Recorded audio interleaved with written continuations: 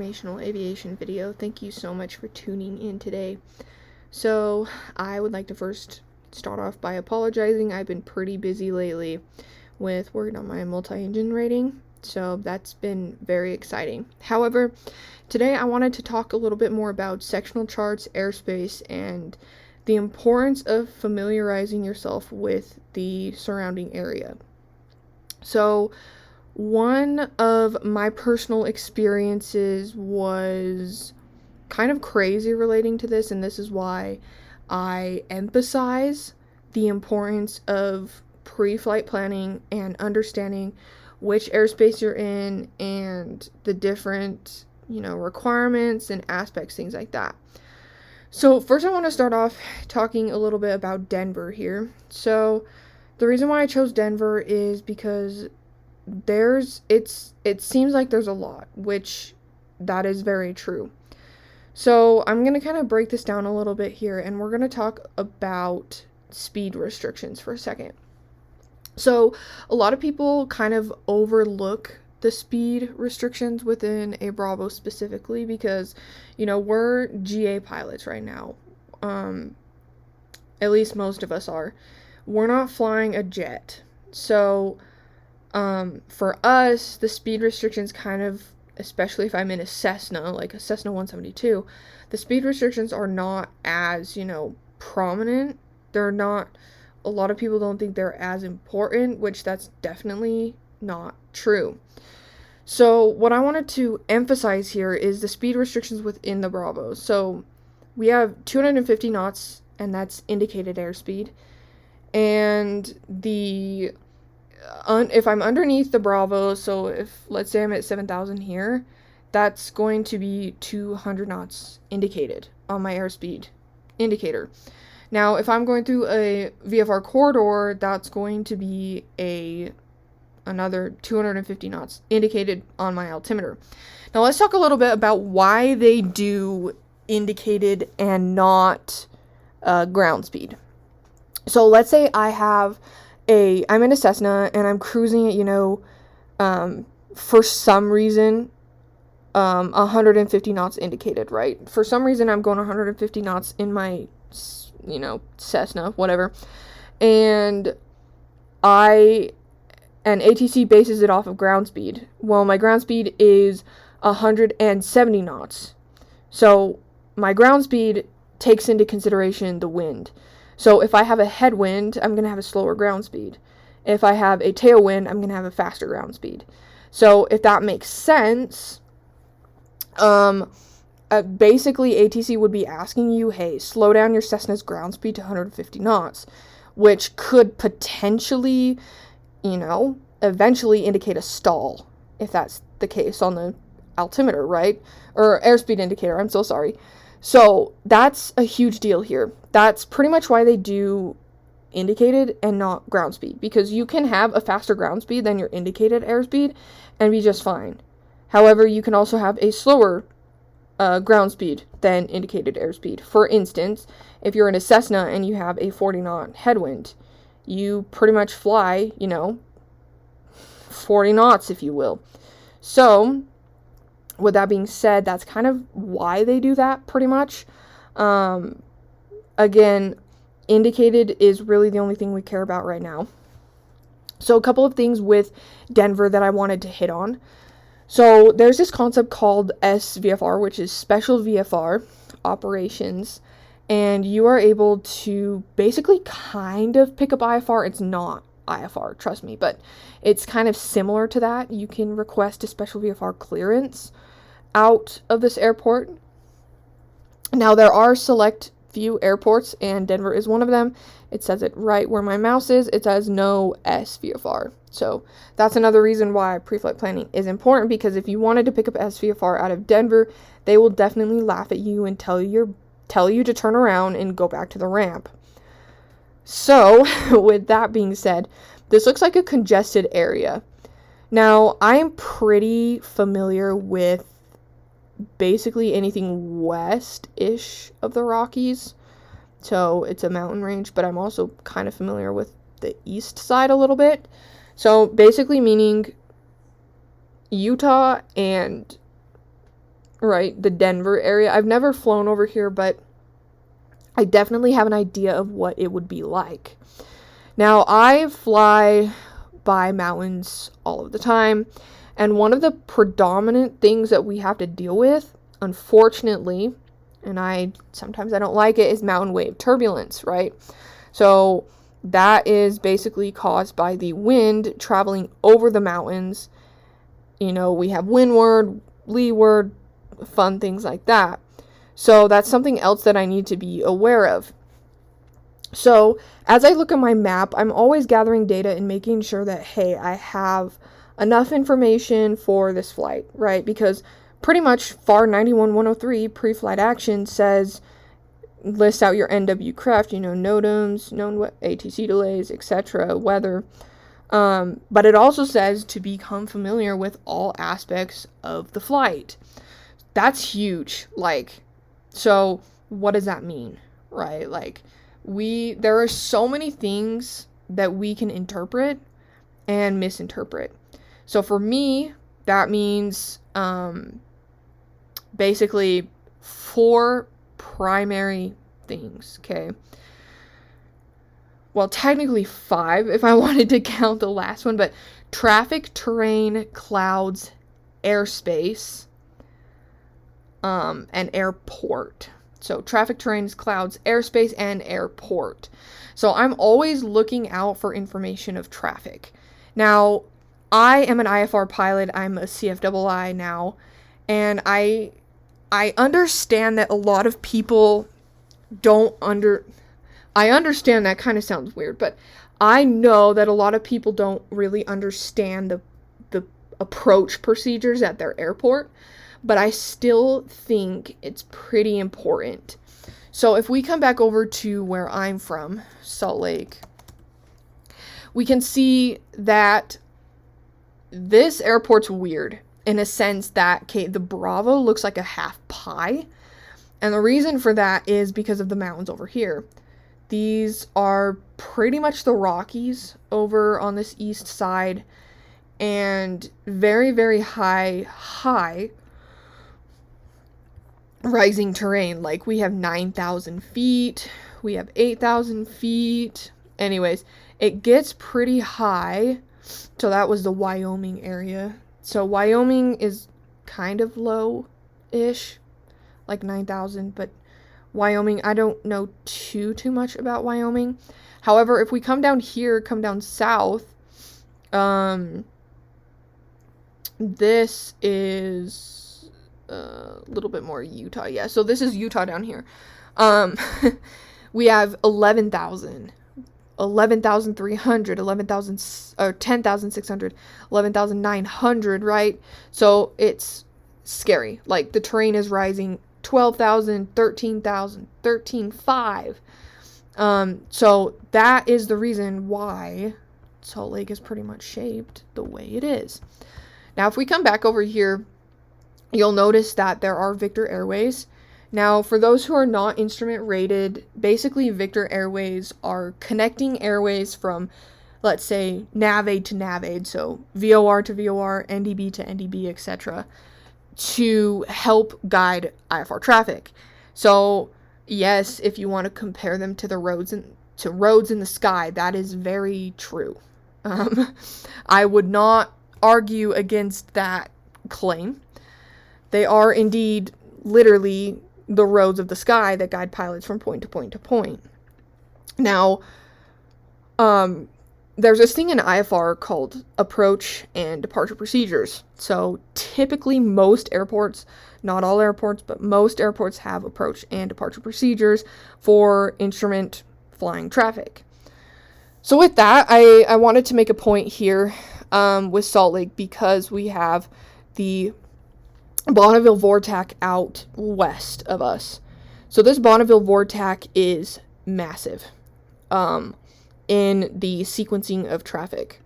So you can see that there's a Victor Airway going here, and there's more going off randomly on different charts. But anyways, so this Bonneville Vortac is actually the start, it may not be the exact point, but it's pretty much the start for a lot of major approaches into the international airport right here.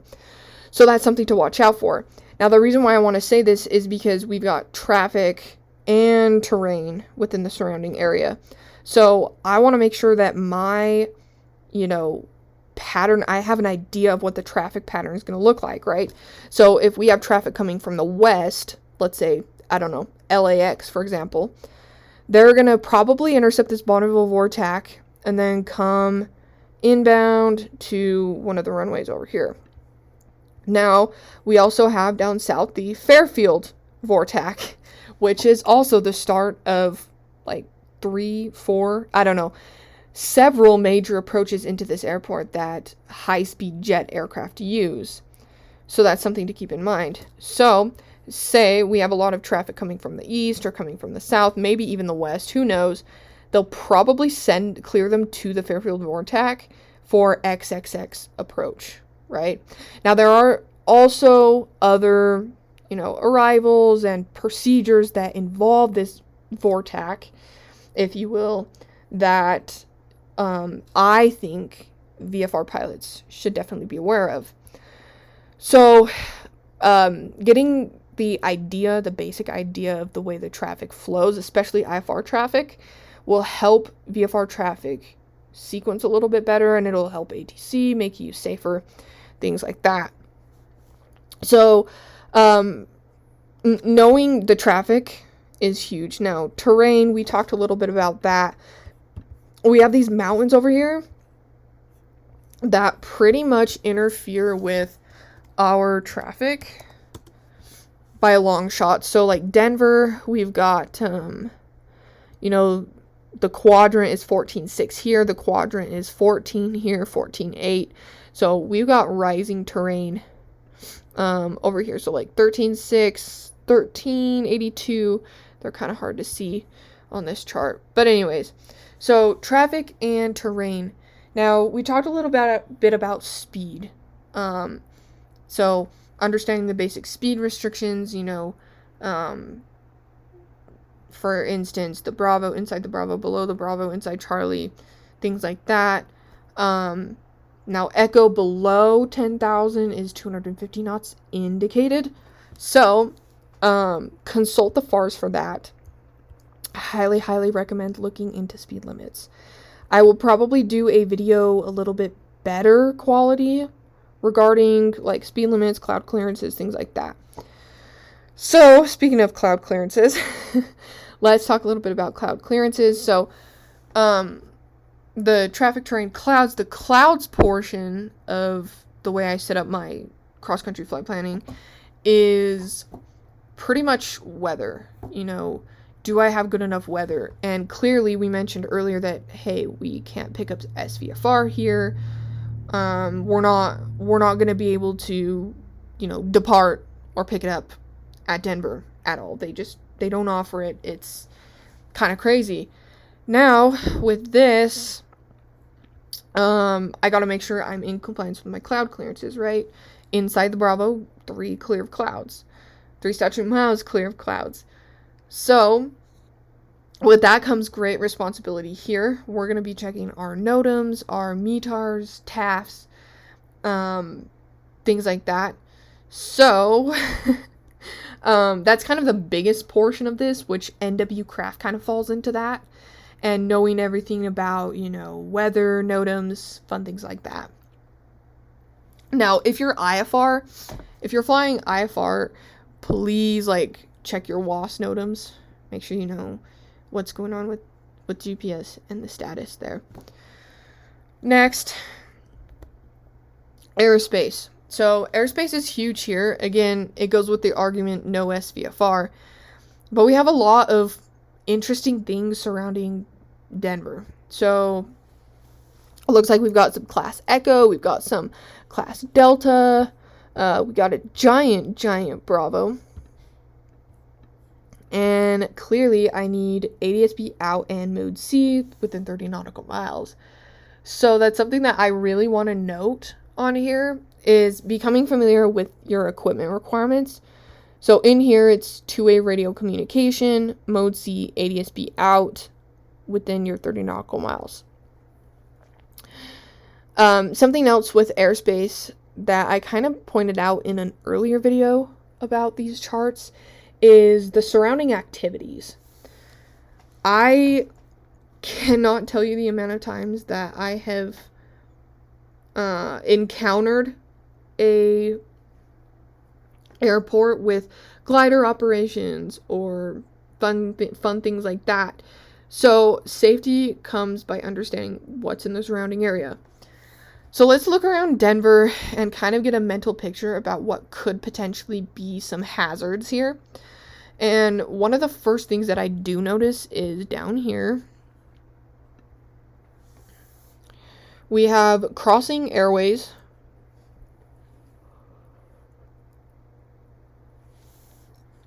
So we have crossing airways here.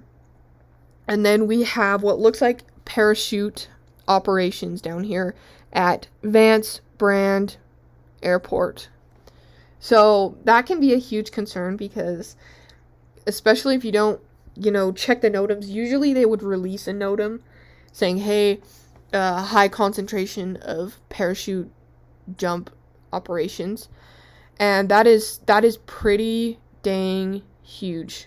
I like to put an emphasis on these things because you cannot see parachute jumpers very well. I had an experience a while back. I was able to watch some people basically skydive and parachute down from, basically like 20,000 feet. Or not 20,000, sorry. 10,000 feet. So kind of crazy. Like around 10,000. But anyway, so you absolutely cannot see these guys with your own naked eye, especially if they're far away. So for instance, these guys were pretty far away. I was standing on the ground and they were about 10,000 feet up. I was able to see the airplane, but as soon as those guys jumped, I was not able to find them after until their parachutes deployed. Now, typically, most definitely, an airplane is much faster than these guys parachuting down with their little, parachutes. So that's something to be highly cautious of, is we're faster than them. It's going to be harder for us to spot them, and we could definitely ram into them, either causing severe harm to the person or getting our prop caught in the parachute, and pretty much then it's game over. So be very, very vigilant there. Now, glider operations or other special operations, HGA, things like that. So basically UAS, gliders, things like that are something you want to be careful of. Now, once again, might I remind you that a glider does not have an engine. So because a glider does not have an engine, they're basically gliding. Where we have an engine, we're able to basically fly for as long as we want until either our engine quits or our fuel runs out.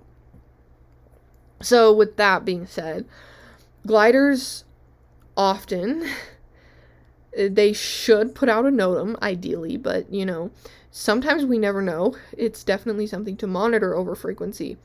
Now, typically with the glider ops and the parachute ops, they will kind of announce it over frequency and say, hey, surrounding traffic, we are dropping parachuters at 10,000 feet. Be aware, things like that. Or they should give you an ETA time of, hey, we're launching in about, 10 minutes, something like that. But it's kind of weird because not a lot of people get some experience with it. But I was able to help launch some gliders. I was one of the ground crew a while back, and that was some of the funnest aviation experiences I have ever had. And I often share it with a lot of people because sometimes it can be kind of hard to find those operations or actually be flying when that happens. But I was a part of the ground crew and helped launch those. So that was pretty fun, pretty neat experience. I highly recommend it.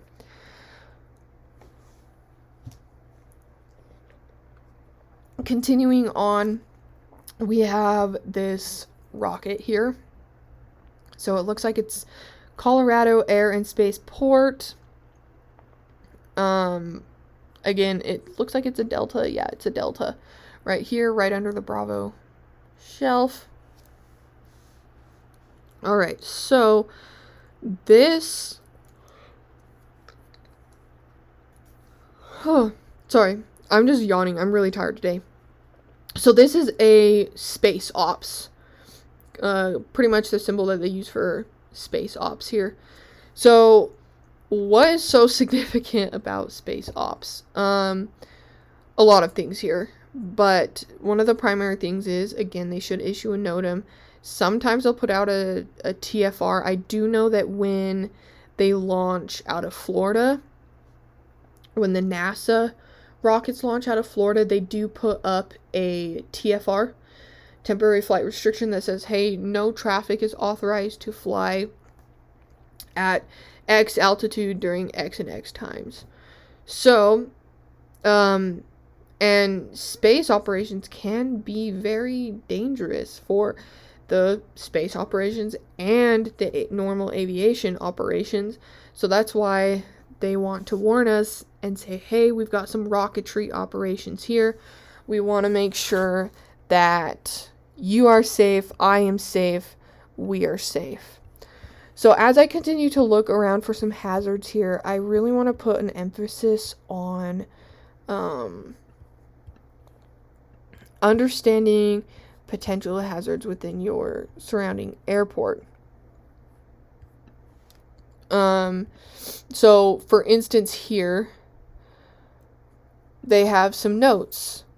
So they say, caution, avoidance advised, west of Carter Lake Reservoir, dam construction underway, controlled firing area blasting. So why might they put that there? Well, there's controlled firing areas and blasting. So they're probably doing some crazy fun things over there that we don't want to get caught up in. Anyways, so caution, extensive flight training, parachute and glider ops in high volume traffic zone, foothills to I-25. Basically, monitor 123-175. So, obviously, this is their practice area out here. We have a little G over here. Now, so they're going to be practicing jumps and glider operations over here. So that's definitely something to be vigilant about. And pilots are all requested to avoid landing or hovering at Table Mountain field site. Again, it's probably for a safety thing. I would have to look into it a little bit different, or a little bit more, sorry. But yeah, so that's kind of crazy. It's kind of crazy weird. So we're a little bit more familiar with our airspace now. Something that I do want to touch on is the height of this Bravo. So typically the height of a standard Bravo is around 10,000 feet MSL. There are a few exceptions. I believe there is one that goes up to 8,000, but for now we're going to talk about the 12,000. So the 12,000 here in Denver and in Salt Lake, again, that's just because the terrain is so high. We want to be able to get larger jet operations from flying, in the flight levels to drop down and actually land in a Bravo experience, or a Bravo environment, I should say. So that's pretty much why it's like that, because the terrain is just way high over here. Now, something else down here I just saw. Extensive U.S. Air Force student training within 22 DME of Bark 1,500 and below. See supplement for details. So again, that's something that you would probably definitely want to monitor. And we have some aerobatics down here, so kind of interesting. Now I do want to note down here something a little bit weird. Colorado Springs class Charlie, again, more glider ops, more parachute ops. But we also have special use airspace. So we talked about this in another video, and I'll link it somewhere within here. Special use airspace is very, very important for us to understand, right? So we don't want to go in and bust a TFR. We don't want to go in and bust a restricted area, you know? We don't want to go in and cause fighter jets to intercept us, and that would just be a terrible, terrible way to, you know, lose your license or have to explain to the FAA, and yeah, just not fun. So don't do it. Down here it looks like there's some NDBs right here. Yep. NDBs. PD NDB. Interesting. Kind of a interesting name. I'm not gonna diss on the names of random places that people decided to, you know. Anyway, so it looks like there's a MOA, military operations area, and restricted down here, as well as an NSA. So an NSA basically says, hey, you're requested to stay at or below this altitude, or at and above this altitude because of some sort of invisible hazard or some sort of thing that the government is doing. So for this area, it looks like for reasons of national security, pilots requested to avoid flight at and below 3,000 feet AGL in this area. So when I think about this, I just think, well, okay, requested, is it legal? Is it safe? You know, is it legal that I fly at, 3,500? Kind of, but would I want to do it? Absolutely the heck no, because I want to stay safe. I want myself to be safe. I want my passengers to be safe. I also want the surrounding area to be safe, because if I'm not safe, they're not safe. If they're not safe, I'm not safe, if that makes sense. So it's one of those things that it's like, hey, I think you should do this. Now, again, extensive USAF student training. So definitely something to please be aware of. So it looks like there's pretty much just MOAs and some crazy restricted areas. There's a Charlie down south of my area up here. A lot of glider and crazy operations over here. Again, it's something to be aware of, and just kind of plot a mental picture and go, okay, well, there could be this, so how can we mitigate that? And I wanted to talk about that really quick. How do we mitigate the risk of, running into glider operations? The answer is note 'em. And you can also probably check the chart supplement and see if it says anything in there. Contact local pilots if you know any pilots that fly around there and go, hey, bro, do you know anything about what the schedule is for the local glider ops? You can also listen to your radio calls, listen to make sure people aren't doing anything crazy. If you are able to go IFR, go IFR. If I had the choice, I would probably definitely go IFR into this. I would file IFR. I would open IFR and fly it into this airport just because it's so big. And I'm going to need all the help within this airspace. So please, give me an approach or something like that, because I personally don't want to risk having any problems. So, while I see if there's anything else I wanted to... Oh, here we go.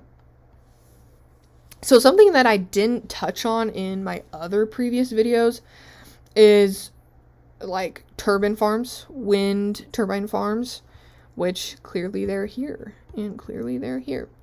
Those can be hazardous to us because if we're flying too low and we, clip a wing on it or clip a wheel or something crazy weird. And a lot of times these have lights on the top of them. A lot of times that I know of. Because we have some by us where I flight train. Most of the time they'll have lights on the top, and it'll just look like fields of lights at night, and it's just kind of like flashing, and it's like, what is going on? What is going on? But I always like to know where these are, because for one, they look alienish, and for two, I want to make sure that I'm not getting them confused for, say, a runway or an airport or a beacon or something crazy like that, because, right, our ultimate goal here is to be as safe as we possibly can. So, anything else kind of weird up here? Anyway, so I also wanted to talk a little bit about airspace as well, because, say, for example, I fly into Salt Lake Airport, and Salt Lake, there are military operations there, just like Las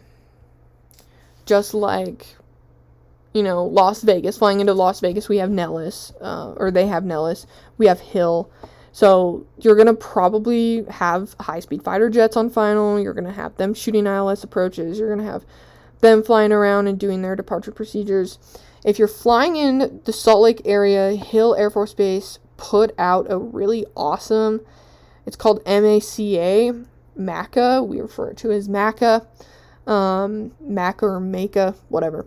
It's basically mid-air collision avoidance, and they've basically published it in a brochure. It's very handy. They basically published all of the jets' arrival, approach, and random procedures that they do, so then you kind of have an understanding of, okay, this is how I'm avoiding this traffic if I'm flying in this area. Or be aware they could be over here. They could be doing their fun jet maneuvers that they love so much. Now, one of the last things that I wanted to talk about is specific airport information. So the sectional chart does not give you every single thing that you could possibly dream of about airports. Like, I look at this and go, okay, well, there's a beacon, it's a Delta, it goes up to 7,800, terrain's 5505, right? So you can see where I'm going with this. It doesn't pull up every single detail, and I wanted to talk about this for a second. But if we look at this, we can kind of gauge and have an understanding of what is going on here, right? So it's towered 118.3, ATIS, elevation, lights, right? So now if I click on this here, this is Casper, Wyoming, by the way. So if I click on this, I'm going to pull up my airport diagram. So my airport diagram, I love these so much. Like, the amount of airport diagrams I have is crazy. But airport diagrams are super helpful with this, but also the chart supplement is something else you should be checking here. But I can get a little bit more information just based off of this chart, and it's pretty nice here because I'm able to see, okay, well, we got tower here, we got hangars here, we got a terminal there, we have 2 runways, elevation on each side, hangars, things like that. Be alert to runway crossing clearances. So make sure that you have clearance before you cross a runway. Alright.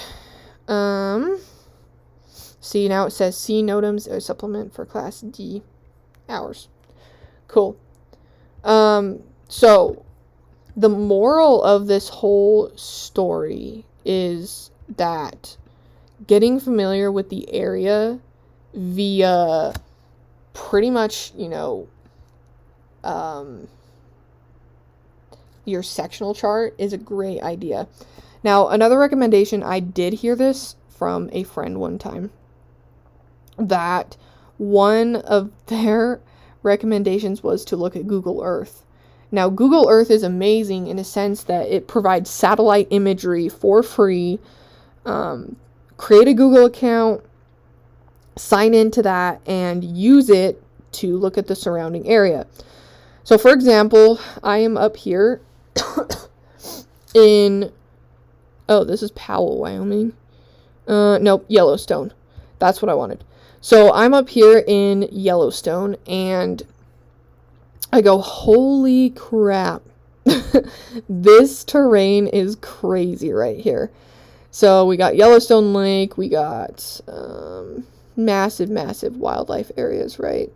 Montana, Wyoming, Utah should be somewhere down here. Anyway, so it's kind of crazy. Now, let's say I wanted to come into Yellowstone from the southwest. Sorry, can't find my... Anyway, so I wanted to come into Yellowstone from the south here. And I'm like, okay, well, how do I flight plan around this? How do I kind of gauge where I want to go? Now, I've got Sunshine Reservoir down here. This is a great starting point, but there's two lakes, so what do the two lakes look like? And I always ask myself, like, okay, well, what does this creek looking thing actually look like? Because, in VFR, in the world of VFR, we are actually taught that, hey, you need to have both pilotage and dead reckoning. That's at least how I teach. You primarily use pilotage, but we always use dead reckoning as well for a backup, redundancy. So when I'm plotting, I always want to know, okay, well, what do my points look like? Because a lot of people say, okay, well, that's a poor point. If I was to use this lake right here, I'd go, this is a great point. The reason being is this little basically bar over here that allows me to pretty much use the bottom of the bar, and I can track inbound towards the runway. Now, a lot of people would say that that's a poor point. Now, I would definitely agree with that because this Buffalo Bill Reservoir looks massive. So, what could potentially be a better point? I don't know. And that's why I love the suggestion of using Google Maps. Or Google Maps, they should have satellite on there, but also Google Earth. I love Google Earth for that reason. Now, maybe the oil wells are a little bit better. I don't really know because I'm not familiar with this area. However, I can kind of see okay, this might be good, this might be bad, but you might get both reservoirs confused, especially if you're going northbound and then coming back southbound. But that's definitely something that you want to watch out for. For instance, using these little, I wouldn't call them creeks, lakes over here. Using these little lakes can be potentially concerning depending upon how far they're spread out. But again, that's pilotage, dead reckoning, making good choices, trying to figure out, okay, well, what looks better. Now, let's say we're coming from the northeast here, and maybe I'm coming from Bighorn Lake or whatever, right? So it looks like we have some maybe power lines to follow down here. We have a city. We have, I think Ralston is another city. I'm not 110% sure. I'm not familiar with this area at all. But you definitely have other airports around, so you probably have other traffic up here, depending upon how busy this North Bighorn Airport. They have an RNAV approach, so I would assume that there's quite a bit of traffic that goes into there. Now South Bighorn, they've got 2 approaches and a departure procedure. So I really like to place the emphasis. Sorry, my English is bad today. I really like to place an emphasis on the concept of redundancy, right? So we have Yellowstone. That's kind of like our final destination, maybe. But I have 1, 2, 3, pretty much 3 airports within the closest proximity. 4, maybe, but that one's a little bit farther. So I basically have 4-ish other airports that I could use as an alternate source of action. Now,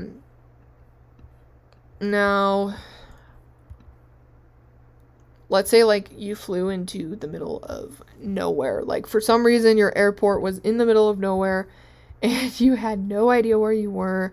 That's definitely something else to consider. Like what does the terrain look like out here? And that's why I love using the Google Earth idea that one of my friends suggested, because I can go, okay, well, if I have to land, sorry, my thing is going crazy.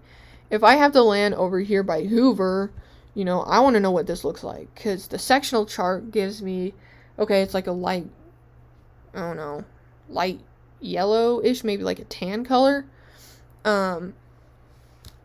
What does that look like? I know there's no sand there, but what could it potentially look like? What are some hazards if I had to land there? Now, that's kind of like where I start when it comes to, looking at airspace, looking at charts, and trying to figure out what to do for a flight plan. Or that's pretty much the basis of how I build my flight plan. I go and look at the traffic, I go and look at the terrain, the weather, the airspace, the hazards, the things like that. And then night flying comes to another video in the future. But that's when things get a little bit more dangerous, if you will, but definitely a lot of fun to go night flying. So I hope you guys enjoyed this video. Again, please do not rely on these videos for check ride, like solely studying for check ride. These are just the basics, the foundation, the kind of like pre-private pilot ground school stuff. Now, as a pilot, as a instructor, I hope that these help to 1% of a degree.